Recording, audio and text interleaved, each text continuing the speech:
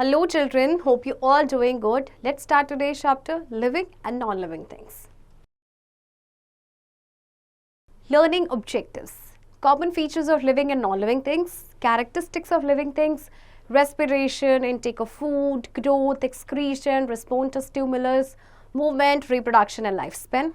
Differences between living and non-living things. We are surrounded by living and non-living things. Millions of living things make this earth a beautiful place to live in. There are various kinds of plants and animals. There are also a large number of non-living things. Some of these are natural, while others are made by humans. Rocks, the sun and moon, water and air are natural, non-living things. Paper, clothes, a car, television or computer are non-living things made by humans. देखिए आप लोग living and non living things दोनों से ही familiar होंगे, right? क्योंकि आप ये earlier classes में भी पढ़ के आए होंगे. तो देखिए बहुत सारी आपकी अर्थ में मिलियंस ऑफ लिविंग थिंग्स हैं, राइट? इसके अलावा आपके नॉन लिविंग थिंग्स हैं. अब नॉन लिविंग थिंग्स भी दो तरह के होते हैं. एक तो होते हैं नेचुरल, जैसे कि रॉक्स है, माउंटेन्स है, राइट? और आपके मैन मेड, जैसे कि paper, cloth, furniture etcetera. Common features of living and non living things. Living and non-living things have some common features. All the living things around us are made of matter. They have mass and occupy space. They are made up of structural units. The structural unit of non-living things is a molecule. All non-living things are made up of their molecules. Same in the case with living things. All living things are made up of small particles called cells. A cell is the structural unit of living things. Like molecules, we cannot see a cell with the naked eyes. We need a microscope to see a cell. Living things have a few common features. These features or characteristics of living things make them different from non-living things. अच्छा देखिए कुछ ऐसे common features हैं जो living and non-living thing share करते हैं. सबसे पहली बात देखिए आपके जितने भी things हैं वो सारे ही किससे बने हैं? Matter से बने हैं, है ना? Matter यानी any substance that has mass and occupies space is matter.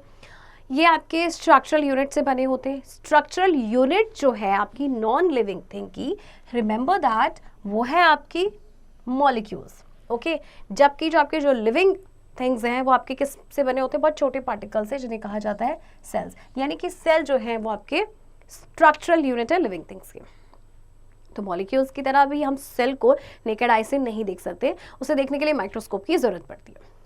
Characteristics of living things. Living things exhibit some characteristics which are common to all of them. Let us know these features of living things that make them different from non-living things. Living things are made up of cells. A cell is the smallest living part of a living thing. याद रखिएगा आपका जो cell है ये smallest living part है किसी भी living thing का. It is called the smallest structural and functional unit of life. The bodies of all living things are made up of millions of cells of different types. On the basis of the number of cells, animals can be classified as unicellular and multicellular. Amoeba, paramecium, yeast have single cell which they use to carry out all the functions of a living being. They are called unicellular organisms. Plants, animals and human beings have millions of cells in their body. They are called multicellular organisms. A group of similar cells that perform a particular function form a tissue. A group of tissues which perform one or more functions in the body forms an organ. A group of organs interacting with one another to perform a particular life process forms an organ system. Many organ systems together form an organism. अच्छा देखिए जो cell है वो आपका structural and functional unit है life का. जो living things हैं उनकी बॉडीज बनी है मिलियंस ऑफ सेल्स से. अच्छा देखिए आपके एनिमल्स को क्लासिफाई किया गया unicellular and multicellular. Okay, unicellular यानी कि फॉर एग्जांपल अमीबा, पैरामीशियम जो आपके सिंगल सेल से बने होते हैं, एंड मल्टीसेलुलर जो आपके बहुत सारे सेल से बने होते हैं, राइट? जैसे कि आपके प्लांट्स हैं या एनिमल्स हैं, ह्यूमन बींग्स हैं, ये सारे मिलियंस ऑफ सेल से बने हैं इनकी बॉडी, इसीलिए इन्हें मल्टीसेलुलर कहा जाता है. ओके, अब जो सिमिलर सेल्स होते हैं, ग्रुप जो होता है सिमिलर सेल्स का जो एक पर्टिकुलर फंक्शन करते हैं, ग्रुप ऑफ सेल्स को कहा जाता है tissue. Then group of tissue को कहा जाता है ऑर्गन्स. ओके, एंड देन आपके जो ग्रुप ऑफ ऑर्गन्स हैं जो इंटरैक्ट करते हैं एक दूसरे के साथ to perform a particular life process, वो एक ऑर्गन सिस्टम बनाते हैं. और बहुत सारे ऑर्गन सिस्टम मिलके क्या बनाते हैं? फिर ऑफ कोर्स एक ऑर्गेनिज्म बनता है, राइट? नेक्स्ट है आपका living things grow. We all look different when we were a baby. As we grow, our height and weight increase. All living things grow old and ultimately die. Non-living things do not grow. Growth can be defined as an irreversible increase in the size and shape of an organism. A baby grows to become an adult human being, a puppy grows to become a dog, a kitten grows to become a cat, a chicken grows to become a hen, a cub grows to become a lion or tiger, and a seed grows to become a plant. However, growth in plants, animals, and human beings is different. Plants grow from their seeds. They do not grow after a certain height but spread their branches and produce new leaves throughout their lives. Animals usually stop growing when they reach a certain stage. Human beings grow in size till about the age of 80. However, the body keeps replacing and repairing the worn out cells and tissues. अच्छा देखिए, हम जब baby होते हैं हम सभी different दिखते हैं. जैसे जैसे हम बड़े होते हैं हमारी हाइट वेट इंक्रीज हो जाता है और इसके बाद जितने भी लिविंग थिंग्स होते हैं अल्टीमेटली एक एज के बाद वो they die. But non living things आपके ग्रो नहीं करते.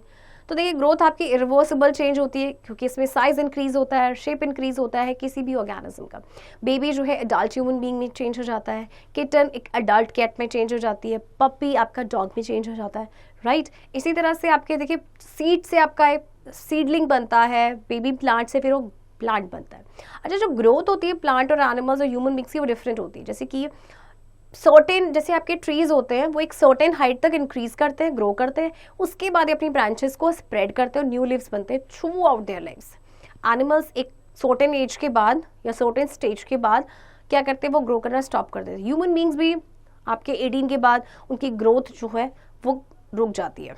हालांकि जो बॉडी है वो जितने भी वॉर्न आउट सेल्स होते हैं, वॉर्न आउट यानी जो डैमेज्ड सेल्स होते हैं या टिश्यूज होते हैं, उन्हें जो है रिप्लेस करती ही रहती है और उनको रिपेयर भी करती रहती है.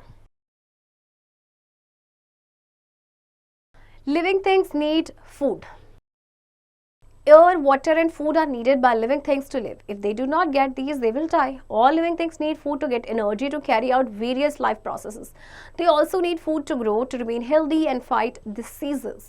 The process by which living organisms obtain food and use it to obtain energy is called nutrition.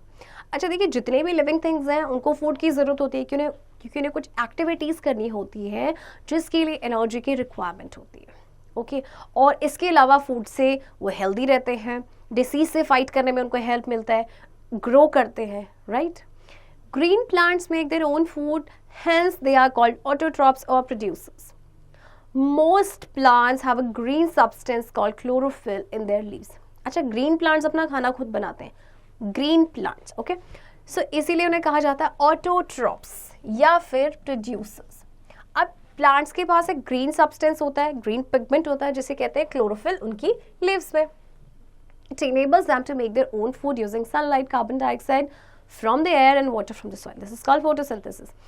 Animals do not have chlorophyll, so they eat plant or other animals for food. Some plants such as mushrooms do not have chlorophyll. They mostly grow on dead animals or plants and get their food from them. Animals, human beings and some non-green plants are called consumers or heterotrophs. They cannot prepare their own food. They directly or indirectly depend on plants for their food. अच्छा देखिए, photosynthesis के process आपको मालूम है, जिस process में आपकी जो लीव्स हैं क्लोरोफिल, सनलाइट, कार्बन डाइऑक्साइड की हेल्प से खाना बनाते हैं.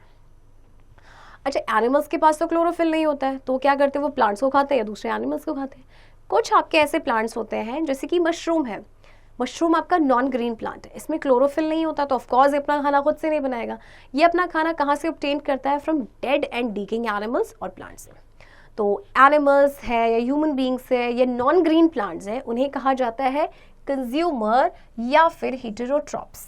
इन अदर वर्ड्स, जो अपना खाना खुद से नहीं प्रिपेयर करते हैं, जो डायरेक्टली या इनडायरेक्टली प्लांट पे डिपेंडेंट होते हैं फॉर देयर फूड, उन्हें कहते हैं कंज्यूमर या फिर हेटेरोट्रॉप्स. Living things respire. ऊपर कर दो इसको.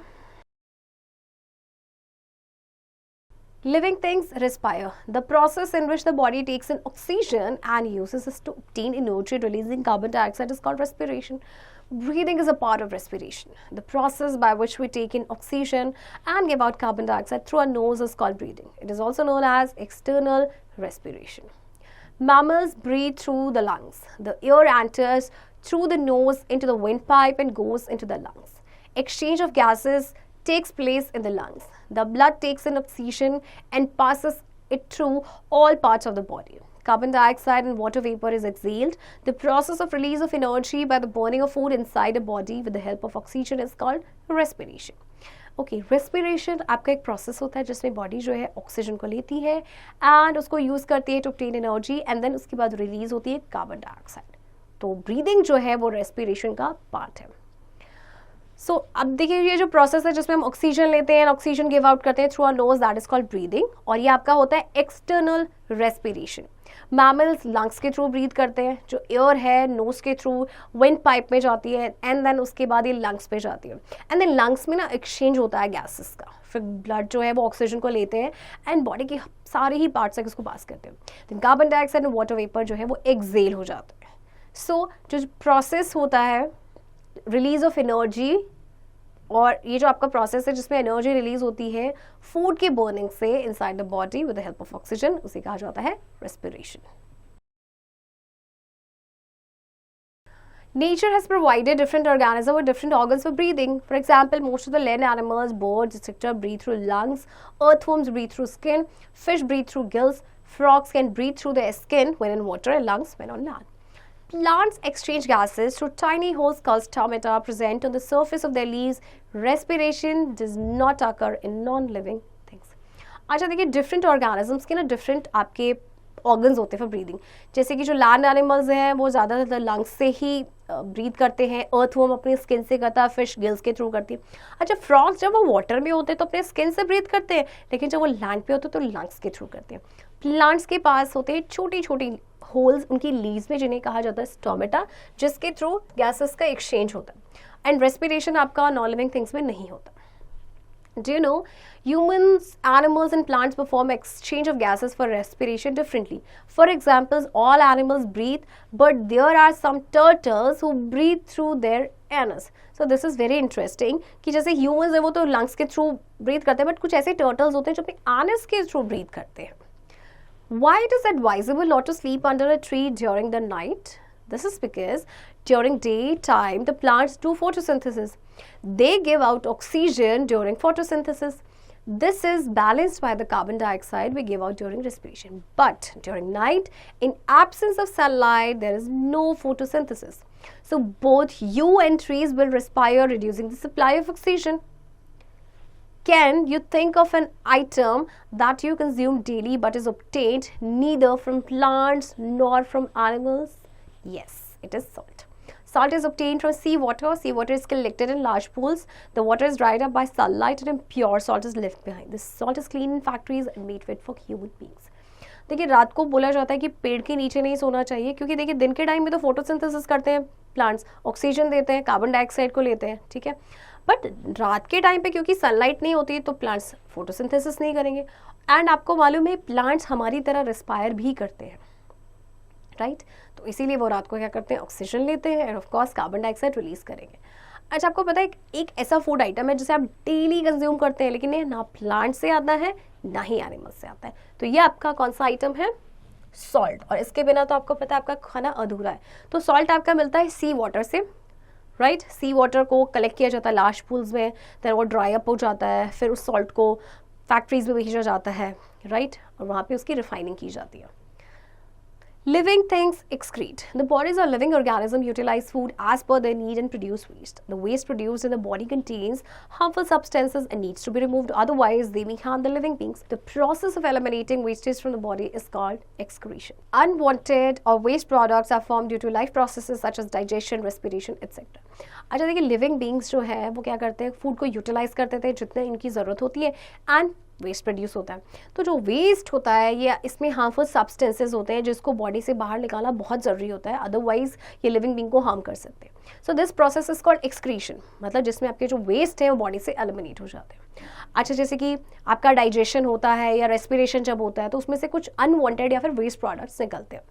Excretion is shown by all plants and animals. Animals excrete in the form of urine, sweat and feces. Birds excrete in the form of paste-like substance. Some plants store waste as harmless product and some plants use the method of secretion to excrete the waste. Some plants remove the waste product as secretion in the form of gum, latex, resin, etc. Non-living things do not excrete at all. तो देखिए जितने भी plants हैं, animals हैं, ये excretion show करते हैं. Animal excrete करते हैं यूरिन, स्वेट और स्टूल की फॉर्म में. बर्ड्स एक्सक्रीट करती है पेस्ट लाइक सब्सटेंस की फॉर्म में. कुछ प्लांट जो वेस्ट को स्टोर कर लेते हैं एज अ हार्मलेस प्रोडक्ट, और कुछ प्लांट्स जो है वो इस वेस्ट को सिक्रीट कर देते हैं. राइट जैसे कि अपने कुछ प्लांट्स अपने वेस्ट प्रोडक्ट को रिमूव करते हैं गम, लेटेक्स या फिर रेजिन की फॉर्म में, जबकि जो नॉन लिविंग थिंग्स है ऑफ कोर्स वो तो एक्सक्रीट करते ही नहीं है. Living things respond to stimuli. Any change in the external environment is called stimulus, and the reaction of organism to the stimulus is called response. For example, when you step out in bright sunlight, your eyes close on their own. In this case, bright light is the stimulus and the closing of eyes is the response.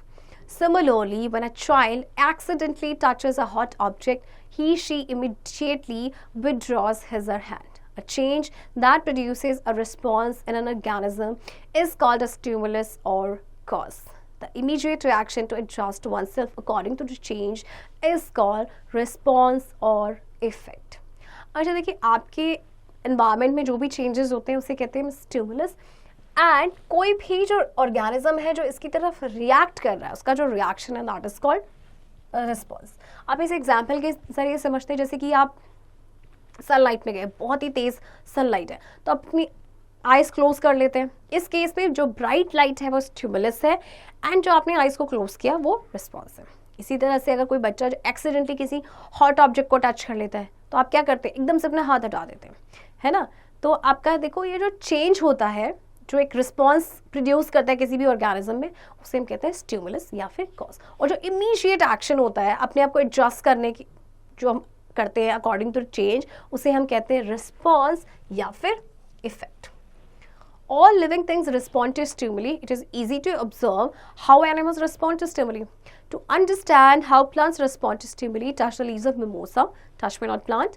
Observe that the leaves of the plant would immediately droop themselves. Touch is the stimulus to which the sensitive plant responds by folding its leaf. अच्छा देखिए, जो जितने भी जो living things हैं वो respond करते हैं स्टिमुलस की तरफ, ये एनिमल्स में ऑब्जर्व किया जाता है, बहुत ही ईजी होता है. बट प्लांट्स में कैसे ऑब्जर्व करेंगे, एक प्लांट होता है जिसे बोलते हैं मिमोसा, या फिर इसे टच मी नॉट प्लांट भी कहा जाता है. आप इसकी लीव्स को टच करके तो वो इमीडिएटली उसकी लीव्स जो है वो ड्रूप हो जाती हैं. तो टच क्या था, स्टिमुलस, और जो अपनी उसने लीव्स को फोल्ड किया वो था उसका response. Activity 2. Take 2 potted plants, place one plant inside the room away from sunlight, put the other plant near a window where sunlight comes. Leave the plants for 4 to 5 days. Water both the plants regularly. You will observe that plant kept near the window slowly bends in the direction of sunlight. This shows that plants also respond to stimulus. The stimuli for plant can be source of light, air, water, etc. आपको 2 potted plant लेने हैं, room के अंदर रखना है, एक plant को sunlight से दूर और दूसरे को आपको खिड़की के पास रखना है जहाँ पे आपकी सनलाइट आती है. प्लांट को 4 से 5 दिन के लिए आप छोड़ देंगे. रेगुलरली दोनों ही प्लांट्स को वाटर, पानी देना है. इसके बाद आप क्या ऑब्जर्व करेंगे कि जो आपने विंडो के पास रखा था वो प्लांट आपका क्या होगा, वो बेंड हो जाएगा सनलाइट की डायरेक्शन में. तो इससे क्या शो होता है कि प्लांट जो है ये भी रिस्पॉन्ड करते हैं टू स्टिमुलस. तो स्टिमुली जो है प्लांट के लिए सोर्स ऑफ लाइट भी हो सकता है, वो एयर हो सकता है, वाटर भी हो सकता है. Living things show movement. Animals move in search of food, shelter, as well as to protect themselves from their enemies. The movement of animals from one place to another is called locomotion. Plants cannot move as they are anchored to the soil by their roots, but they show their movements through parts. For example, while responding to sunlight, the plant stem bends towards it. अच्छा देखिए, animal जो है खाने की तलाश में, shelter की तलाश में अपने आप को अपने एनिमी से प्रोटेक्ट करने के लिए एक जगह से दूसरी जगह मूव करते हैं. तो this movement is called locomotion. But plant जो है वो अपनी जगह से नहीं हिल सकते, है ना, क्योंकि वो उनकी जो रूट्स है उन्होंने उसको काफ़ी एकदम फॉर्मली वो बाइंड किया होता है. बट वो मूवमेंट शो करते हैं अपने पार्ट्स के थ्रू. जैसे कि सनलाइट की तरफ वो रिस्पॉन्ड करते हैं, प्लांट की जो स्टेम है वो सनलाइट की तरफ बेंड हो जाती है. The roots keep on getting deeper in the soil. Flowers and leaves of some plants fade away during night and blossom back during day. The sunflower faces the sun during the day.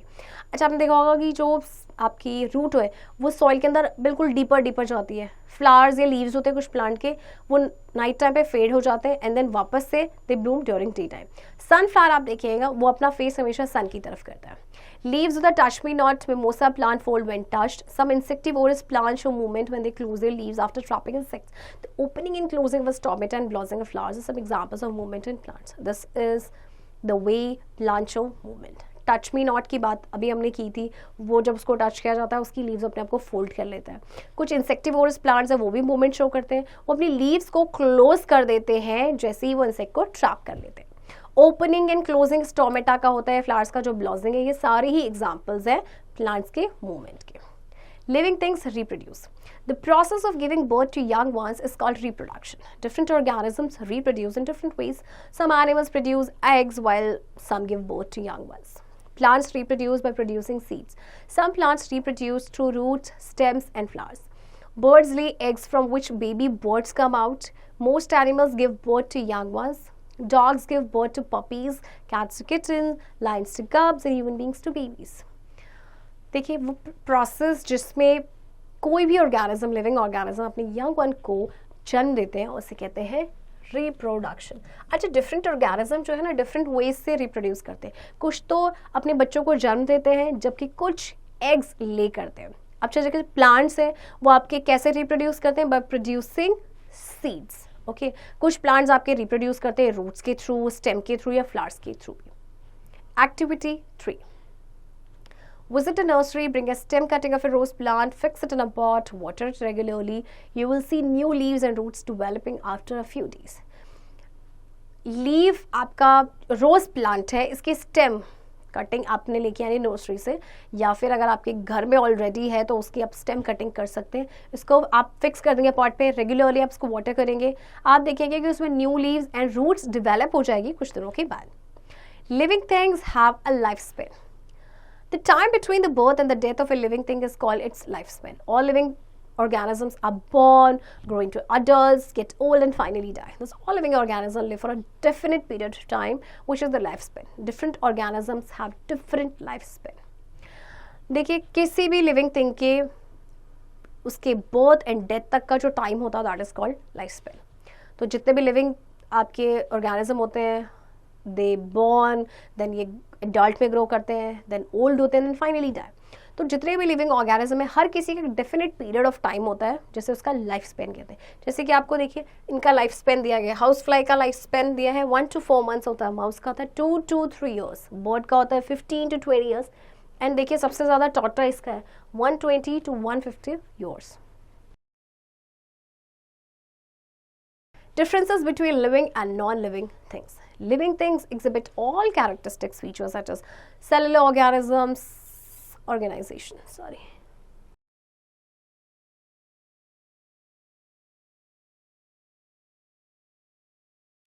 Differences between living and non-living things. Living things exhibit all characteristic features such as cellular organizations, growth, nutrition, respiration, movement, reproduction, excretion, response to stimuli, limited lifespan. Non-living things do not exhibit these features.